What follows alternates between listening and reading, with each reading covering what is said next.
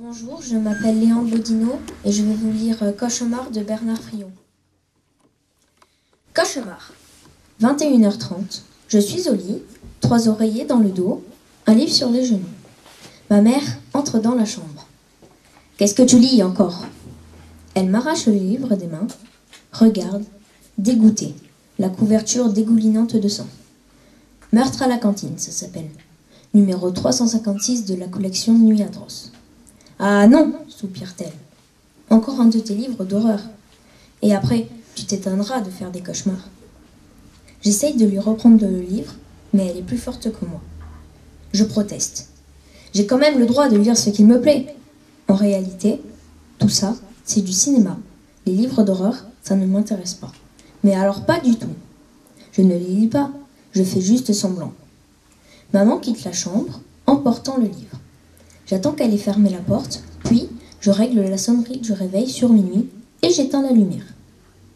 Minuit. Le réveil sonne, une sonnerie gentille, pas agressive du tout, rassurante même. Je me lève, tout de suite réveillée, et je me prépare. J'accélère le rythme de ma respiration, comme si j'allais étouffer. J'imagine que je suis perdue, en pleine nuit, dans une forêt menaçante. Ça marche. Je tremble de la tête aux pieds, secouée de sanglots sans larmes. Je sors dans le couloir et ouvre la porte de la chambre voisine. Je pousse des petits gémissements aigus, comme des aboiements de chiens étranglés. Je n'ai pas besoin de me forcer, ça vient tout seul. Maman se réveille.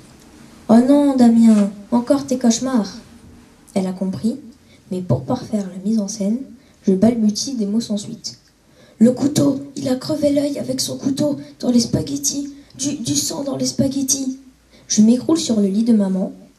Elle me sert de la noyade en me serrant très fort dans ses bras. « Allez, allez, c'est fini, calme-toi. Tu vois, tu aurais dû m'écouter. C'est à cause de tes livres abominables. » Je me blottis contre elle, je m'accroche à elle. Elle ne pourra pas me repousser maintenant. Encore une nuit de gagnée. Mais il ne faut pas que j'oublie d'acheter un nouveau Nuit atroce. Sinon, maman va s'apercevoir que c'est toujours le même titre que je lis. Je veux dire que je fais semblant de lire. Parce que moi, je ne suis pas fou, quand même. Je n'ai pas envie de faire des cauchemars.